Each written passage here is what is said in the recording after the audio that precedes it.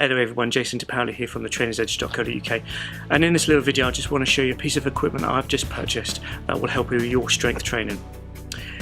Now, I've always tried to be at the forefront of any new ideas, any new techniques that come out onto the internet or anything that gets published. Also any new pieces of equipment that comes out to the market. Now, I've always tried to find something that will help me and my clients. Now, just let you know, just explain that here is my TOX that I bought in the States nearly 13 years ago now. This is the original one I've got. Now, I bought this back, trained with a couple of friends and a couple of clients, and people looked at it thinking, oh, it's be here today, gone tomorrow, mocked it. Now, TOX is now, I was using it 5 years, 6 years before anyone else was using it. Now, these TOXs are now standard in almost every gym, and they are really good pieces of equipment. Also, let you know that I was using rope training way before anyone else was trying it out. I actually saw a video when YouTube was on its infancy and saw someone doing it over in the States, so I thought, right, I'll go to a boat chandler's over here in Exeter, bought a 12-metre long piece of rope and start doing rope training out in the car park. Got a friend of mine helping me trying it. People came out, laughed, mocked at it.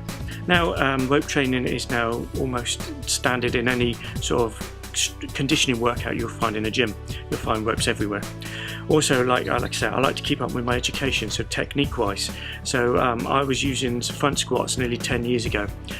Someone actually came up when I was with a client and saying, oh no, you need the bar on the back, not on the front, and I was then explaining to him, no, it's better for your core, working the quads a lot more. Now, front squats are now almost standard in any gym workout, and then you'll see them done all over the place, and they are a good piece, a good exercise to do. So this is why they've become. This is what brings me now to the Kbox4. Now, I wouldn't have bought this if I didn't think it would be really good for me and my clients. Now, I've tried this, and basically I'm just going to really do the basics. It's flywheel training. So the wheel at the front, what you do is you just spin that wheel up, and the more force you put into it, the more you get out of it. So it's variable. So someone really strong can put more force into it and they'll get more out of it. Someone's a little bit weaker can get. It's variable for each person, and basically you just make it as hard as you want to. So you can do a variable resistance that will be a maximum on all reps. So this is really good for squats, deadlifts, pulls. I'm trying to find out if I can do some pushes with it, but I'm going to be doing more and more videos with this, and hopefully with my clients in the future. So I'm going to splice in some videos now of me using this Kbox4 with some basic exercises, and I'm going to try and introduce this into more of my home training and for you, and trust me, this will add this is really more of an extra piece of equipment in my toolbox.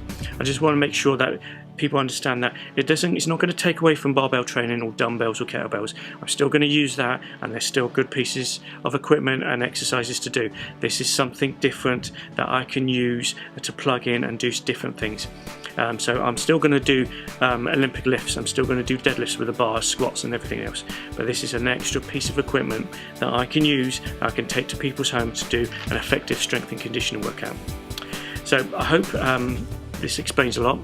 Please keep watching my videos for more videos that I will be making in the future, and I shall see you soon. So just remember, I always say to everyone, the foundation of health begins with strength. I shall see you soon.